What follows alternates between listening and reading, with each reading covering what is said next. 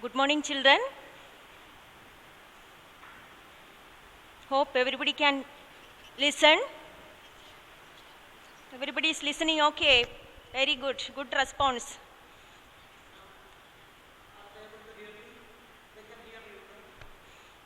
You can all hear me? I am audible to all of you?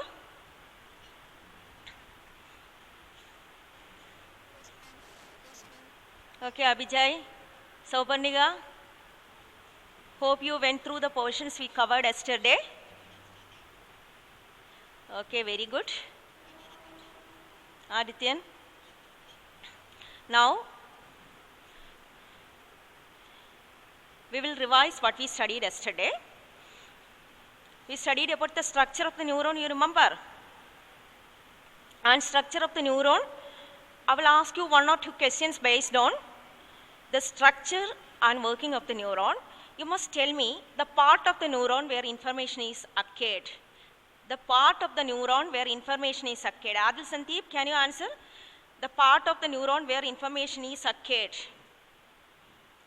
And the next question is the part of the neuron through which the information travels as an electrical impulse.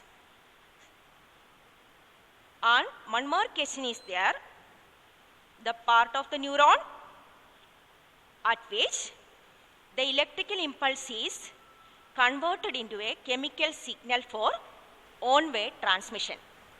So there are three questions based on what we studied yesterday. The first one, the part of the neuron where information is occurred. I hope you are familiar with that. That is dendrite.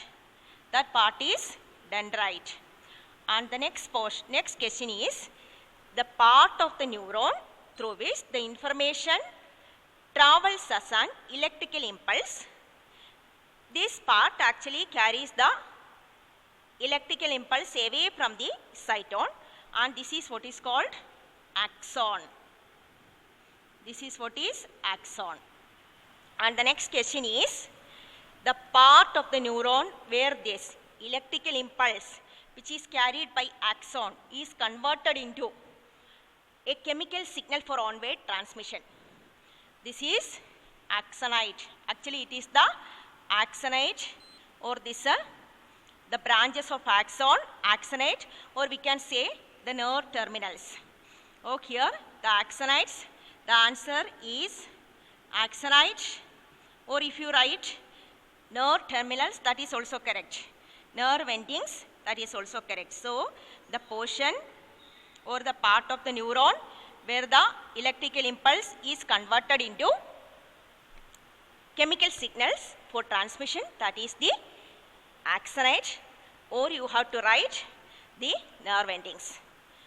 Then one more point, this axon, as you know, it is covered by a sheet-like structure, a covering called myelin sheet. And this myelin sheet, you must understand, children, it has two functions. First of all, it increases the speed of the electrical impulses along the axon. And second, it protects the axon. So these are the two functions of the myelin sheets. Protects the axon and increases the speed of electrical impulses along the axon. So this is a question given in your textbook, page number 115. You have to copy this into your notebook, the question and answers. So now we will move on to the next topic, that is the structure of the brain. The next topic is structure of the brain. Structure of the brain. Here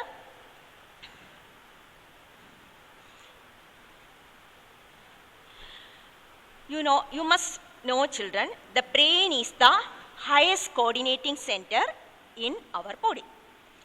It is a part of the central nervous system, and the brain, it is enclosed inside a bony box, and this bony box we will call it as the cranium. So the brain is enclosed inside a bony box called cranium. So first we will see what are the methods in which the brain is protected? The cranium, it is a bony box which protects the brain. Inside the cranium, you can see 3 membranes. These three membranes we will call them as meninges. Inside the cranium, you can see 3 membranes. These 3 membranes are called meninges. Meninges also provides protection to the brain. Brain is a very delicate organ, vital organ in our body, so it should be well protected. And when you think about the cranium, you must understand cranium is made up of these fused bones only. And all the bones in the cranium, about this 8 bones are there in the cranium. This cranium is the part of the skull which protects the brain, and this in the facial region also bones are there. So facial bones are these 14 in number and cranial bones are 8 in number. Total in the skull 22 bones are there. So you must understand cranium is made up of immovable bones. All these bones are fused also, so that the brain is well protected. Next, meninges. Inside the cranium, 3 membranes are there. They protect the brain. And between the membranes of the meninges, there is a fluid called cerebrospinal fluid. Cerebrospinal fluid. And this cerebrospinal fluid, its function is cerebrospinal fluid. That is the fluid which fills the space between the meninges. And we can call it as CSF, cerebrospinal fluid. And cerebrospinal fluid, it protects the brain from mechanical shocks. That is the first function of the cerebrospinal fluid. It acts as a shock absorber and it protects the brain from mechanical shocks. And this CSF has another function also. It provides nourishment to the brain. Because brain tissues, that is neurons also, they need nourishment. This is provided with the help of the cerebrospinal fluid. So that's all about the protective these mechanisms in brain. And brain, as you know, it is continued as spinal cord here. Brain is continued as spinal cord here. And this is the extension of the brain is called spinal cord. Brain is protected by the cranium. In the same way, spinal cord is protected by another part of the skeletal system, that is what is called vertebral column or spine or the backbone. Now we'll come to the parts of the brain. Parts of the brain. The brain can be broadly divided into 3 parts: forebrain, midbrain and hindbrain. Forebrain is there, then midbrain is there, then the hindbrain. These are the 3 important parts of the brain. So the forebrain, we will see the parts of the forebrain. And forebrain, you must understand, children, it contains this, the most important part of the forebrain. It is called cerebrum. Cerebrum, it is the largest part of the brain. It forms about 80% of our brain is covered by the cerebrum. It is the uppermost part of the brain. You can see a number of foldings in the cerebrum. This number of foldings increases the surface area of the cerebrum so that a large number of neurons or nerve cells can be accommodated in the cerebrum. So this cerebrum, it is the main part, first part of this forebrain. And forebrain also contains 2 more portions called thalamus and hypothalamus. So you must understand, children, the thalamus, hypothalamus and cerebrum, these are the 3 parts of the main parts of the forebrain. And here the cerebrum, it serves a number of functions in our body. It is the seat of our memory. Whatever information we receive from our surroundings, we learn something, everything stored in the cerebrum only. And then cerebrum is the seat of intelligence, logical thinking. While you are doing any mathematical calculations, cerebrum only helps you. And you write a poem, that it is the seat of the imagination. And cerebrum also helps you to plan plan things. Suppose you want to plan a program, you want to organize a program, or you want to invent something. All these actions are done with the help of the cerebrum. So cerebrum is very, very important. It is the seat of our willpower. Suppose you are very determined, you have ambition in life, you want to achieve it, and this willpower, it is the seat of the willpower, consciousness, etc. And cerebrum, you have to understand, children, there are a number of regions in the cerebrum, and this cerebrum has a number of sensory areas. Cerebrum has a number of sensory areas. And these sensory areas are something connected to our sense organs, okay? And cerebrum has a number of sensory areas which receive the information from our sense organs. And if you see something and this information from your eye is carried by the sensory nerves to the cerebrum, cerebrum makes you understand what you have seen. Cerebrum helps you to interpret, and you hear a sound, any kind of sound, sound of an animal or sound of any this person or this human being or any particular sound you hear, and then what happens is that from your ears this message is carried to the cerebrum. Cerebrum makes you interpret what kind of sound you heard. That's why cerebrum is very, very important. Even though our sense organs actually detect various kinds of stimuli from our surroundings, cerebrum only makes us understand. And suppose you are keeping your eyes closed and you are tasting something, and what kind of taste it is, whether it is a sour taste, bitter taste, or the sweet taste, that can be interpreted. Or what kind of taste it is, it can be identified with the help of the cerebrum only. So cerebrum has a number of sensory areas which receive the messages from our sense organs and help to interpret it. And suppose you are receiving messages from both your sense organs, and you hear something at the same time, you watch a movie, you hear the voice, and you see this video, and so information from your eyes and ears carried to the cerebrum. Cerebrum disintegrate the messages from your eyes and ears and makes you understand what is happening in that movie. So that's why here cerebrum is very, very important. And so that is the case of sensory areas and cerebrum. And also, children, you are writing an exam, you have stored information in your cerebrum. Now you read the question, you have to connect your memory with the learning. Or you are listening to my class.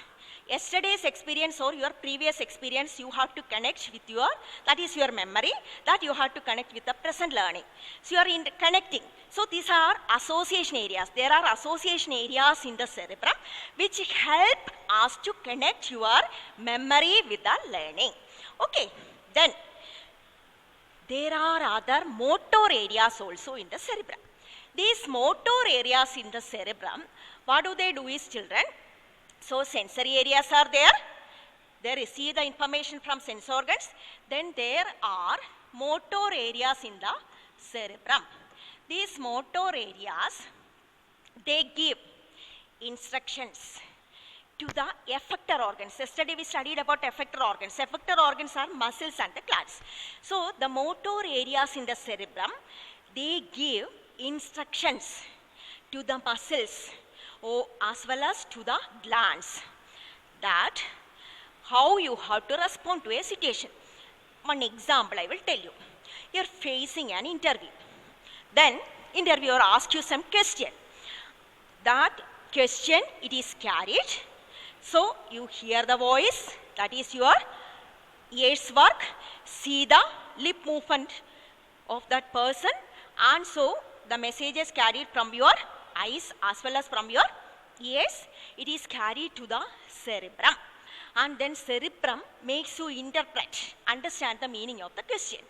And cerebrum connects the memory with the learning, and so that if you know the answer, cerebrum help you to remember, and that answer will be carried from the motor. So motor areas are there in the cerebrum. That motor areas send this answer in the form of certain instructions or commands, and this from the motor areas in the cerebrum, the motor nerves we studied, these motor nerves carry this answer. This answer is carried in the form of a an instruction, it is carried to the muscle of your tongue. Okay, so these muscles, the effector are this working here. And one more thing is here, especially you are facing an interview means you are in a stressful situation, then adrenal glands are this stimulated. Glands are also the effector organs. Our adrenal glands are stimulated.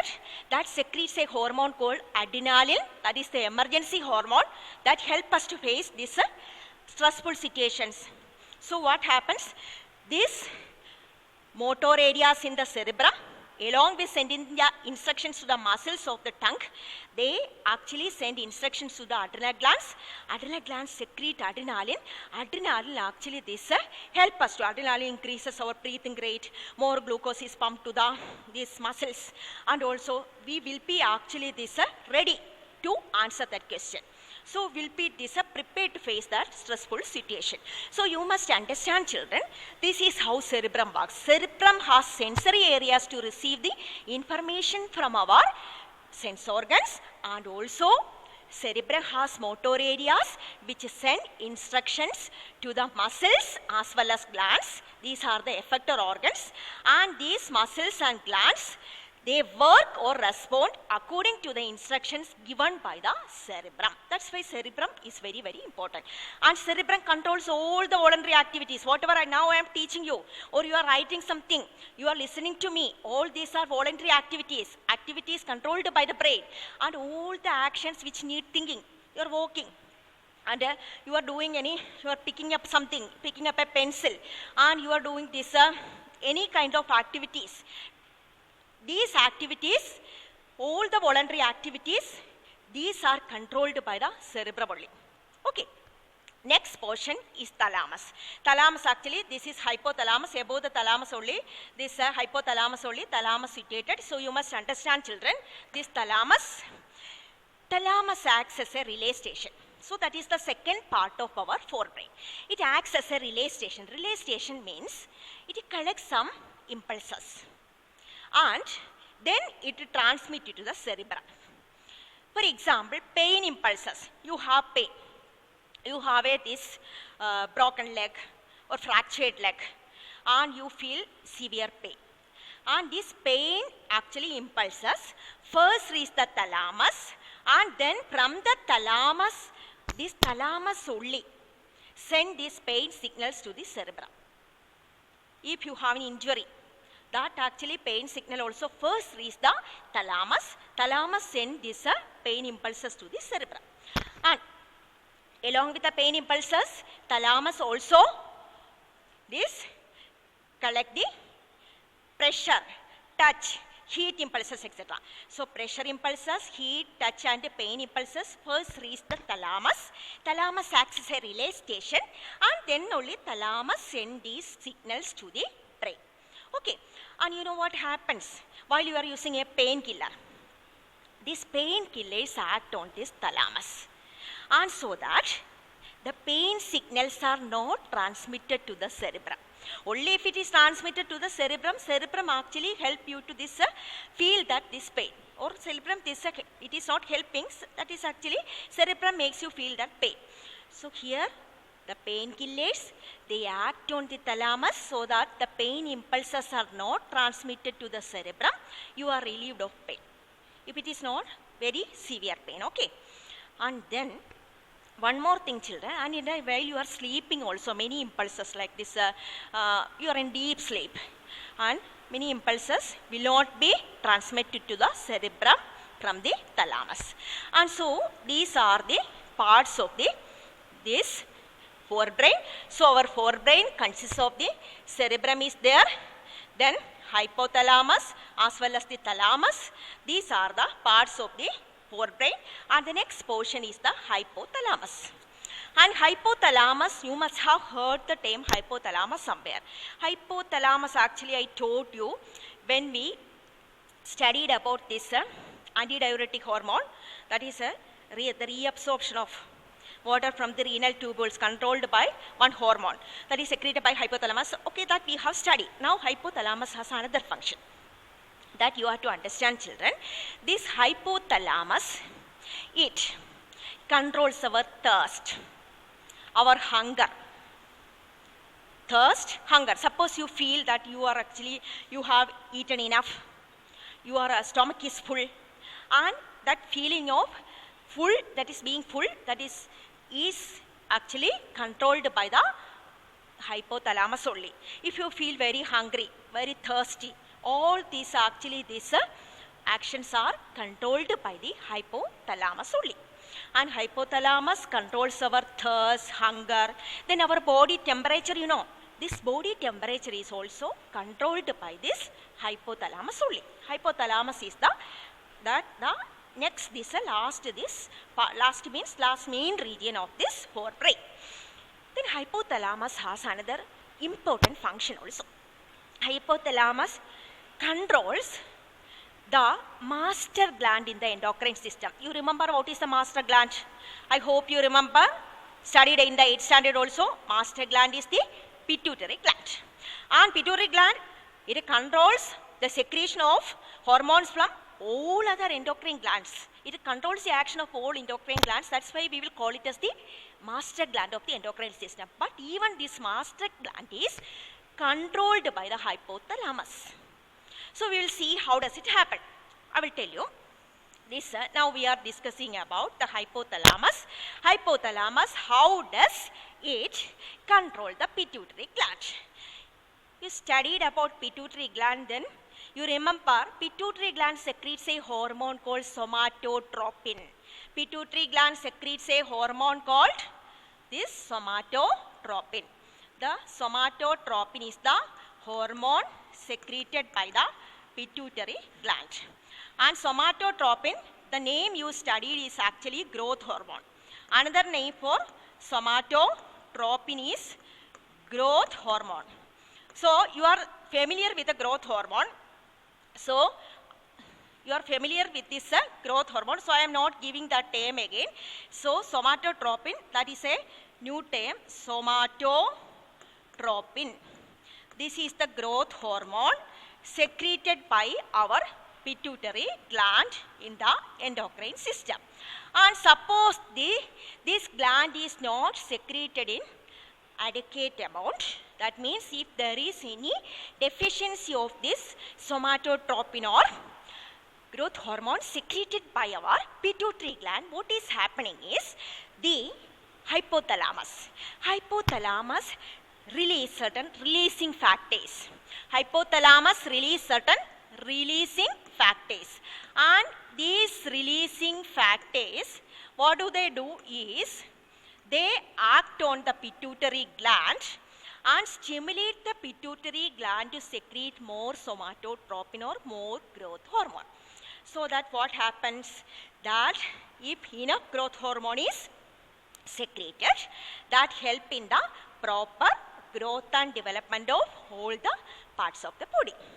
About the somatotropin, we will be studying again in the last portion of this, last part of this lesson.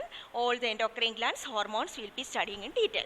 So that is the next function of the hypothalamus. So hypothalamus controls the thirst, hunger, body temperature. At the same time, it controls the secretion of the growth hormone or somatotropin from the pituitary gland. Okay, now we will see the part of the midbrain. Midbrain, you have to understand, children. This is the midbrain. And this midbrain, it doesn't have any divisions. Midbrain and pituitary gland, this is pituitary gland. Okay, it is also located almost in the region of this forebrain, that is just below the hypothalamus. Okay, then midbrain, located in the center, middle portion of the brain. It actually acts as a coordinating center between the forebrain and the hindbrain. So midbrain, from the name itself it is clear, it acts as a link or coordinating center between the forebrain and the hindbrain. And midbrain controls some simple reflex actions. You know simple reflex actions. I will tell you. When bright light falls into your eye, what happens to the pupil? Your pupil becomes smaller in the bright light. This is in order to protect our retina from getting damaged if too much this bright and intense this light rays enter our eyes. So in the bright light, the pupil becomes smaller, as well as in the dim light, the pupil of our eye dilate or becomes larger. And this is a kind of cerebral reflex. And here, this is actually controlled by the midbrain only. This is a simple reflex action. Reflex actions we'll be studying in detail. Reflex actions are controlled by the spinal cord, but this simple reflex action, this is controlled by a part of the brain, midbrain. So we'll call it as cerebral reflexes. And another example, actually the eyelids, children. The eyelids, it is convex, and the shape of the eyelids, sometimes the eyelids become thinner like this, and sometimes it becomes thicker like this, and the shape of the eyelids changes in order to adjust the focal length. So what happens is the change in the shape of the eyelids. That is also another action controlled by the midbrain. Midbrain also controls the action of the ciliary muscles. Ciliary muscles, there are muscles attached with this, ciliary muscles are there, muscles attached with the lens, and their contraction, relaxation, that movement of the ciliary muscles, that is also controlled by the midbrain. Then blinking of the eye, children. When light falls on our eyes, we blink our eyes. That is a kind of this reflex action. Similarly, somebody throw anything this into your eyes, into your face, all of a sudden you will say close your eyes. That is blinking of the eye. That is another example of a reflex action. All these actions are controlled by the midbrain. So midbrain controls the blinking of the eye, this dilation, as well as this dilation of the pupil, as well as the pupil becomes smaller in bright light, and the movement of the ciliary muscles of this lens, the change in the shape of the eyelids. All these actions are controlled by the midbrain of the midbrain of the midbrain, that is the second portion, the central portion of the brain. Now we will see the next part of the brain, that is hindbrain. Hindbrain, you must understand, children, this hindbrain consists of three important parts: pons, medulla, cerebellum. These together makes the midbrain. So cerebellum is there, and pons is there, then medulla. They together makes the midbrain. Cerebellum, this is very interesting, children, to study about the structure of the hindbrain. It's very, very interesting. So cerebellum. So cerebrum, I told you, it is the largest part of the brain. Cerebellum is the second largest part of the brain. And the cerebrum, it consists of two hemispheres actually, right and left cerebral hemispheres are there. So the cerebellum is located below the cerebral hemispheres. And the cerebellum, it is responsible for keeping the balance of our body. That is, cerebellum keeps the balance of our body, as well as that actually cerebellum coordinates the muscular movements and help in keeping the balance or equilibrium of the body. Okay, that is the first function of the cerebellum. And another function of the cerebellum is it also maintains the posture of the, posture. Well, we have this sitting, walking, and we have a posture. That posture of the body as well as the balance of the body is maintained by the cerebellum. And cerebellum, children, muscular movements are coordinated by the cerebellum. All the muscular movements. I will tell you an example. Dancing. Dancing is a voluntary action done with the help of our brain only. Cerebrum only controls it. Or you are riding a bicycle. This is an action, voluntary action controlled by the cerebrum. But how precisely you are doing that, how accurately you are doing that, that is whether you are riding the bicycle properly, whether you have that bicycle balance while you are dancing, are you doing it gracefully, are you doing it properly, all these movements and all, hand gestures and all, are you showing it properly? That actually the precision of these voluntary activities all are controlled by the cerebellum. Voluntary activities actually controlled by cerebrum, but how precisely you are performing. So you are picking up a pencil. If you want to pick up the pencil, there should be, this is a, picking up a pencil is a voluntary action, but can you pick it up properly? That is done with the help of the cerebellum only. And so walking in a straight line, riding a bicycle, you are dancing, performing aerobics, picking up a pencil, all these are the voluntary actions, but their precision, how precisely, how accurately you are performing these actions, that is controlled by the cerebellum only. So cerebellum actually, what does cerebellum do? It coordinates the muscular movements and control the balance of the body. It controls the balance of the body. You know what happened? Have you observed drunkards children? Drunkards, people who drink a lot, alcoholic people. Have you seen them walking? They can't walk properly. This is because the alcohol affects the cerebellum. So, cerebellum can't coordinate the muscular movements properly. That's why they can't walk properly. They can't maintain the balance of their body. That is the dangerous side of these drunkards. Okay, children? So, that's the case of the cerebellum. Precision of voluntary activities, maintaining the equilibrium of balance of the body. Now we'll see another part that is known as this pons. Pons, you must understand children, that is situated actually above the medulla and below the cerebellum, towards the, almost towards the center of our brain. This pons is situated, and this pons actually, the function of the pons is to control the rate of breathing. The rate of breathing is controlled by the pons only.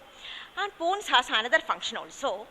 Pons actually convey the impulses or carry the impulses, messages from one part of the cerebellum to the other part.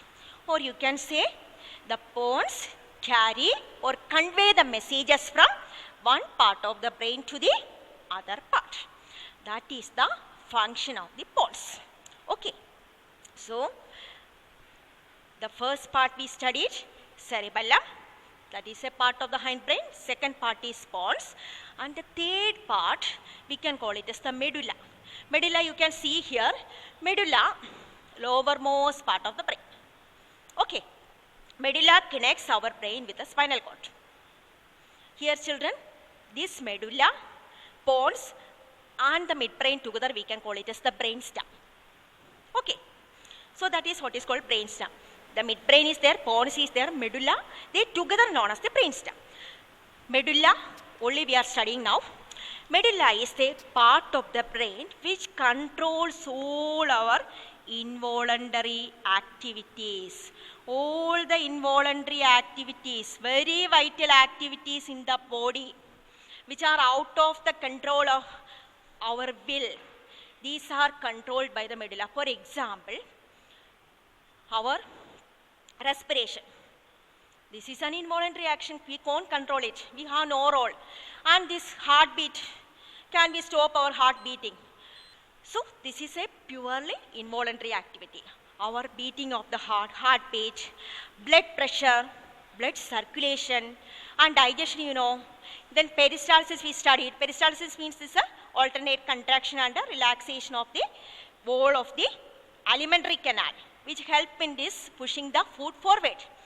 So peristalsis is controlled by the medulla only. So medulla also controls our breathing. So medulla is very, very important children. Medulla controls all these involuntary activities. So even a minor injury or this damage to the medulla can lead to sudden death. This is because all the activities controlled by medulla are very vital activities. Like this, this respiration, this heartbeat, and peristalsis. All these are important activities. They are all controlled by the medulla. And medulla has some other functions also. For example, you vomit. You can't control. You can't actually resist, or you can't prevent yourself this process. That's vomiting. Vomiting is an involuntary action. We are not doing this voluntarily. It takes place without the control of our will. Then salivation. When you see any, see this food or this smell food, and this saliva is produced. So salivation, that is actually this involuntary action, salivation, then vomiting is there, sneezing, coughing, etc. Children, sneezing is there, or coughing, etc. All these are the involuntary actions. Vomiting, all these are controlled by the medulla only. So medulla, pons and cerebellum together make the three main parts of the hindbrain. So you must understand, this is the case of the brain, children. I hope you understood very well, and now we'll revise what we studied, or I will tell you about this reflex action also. Then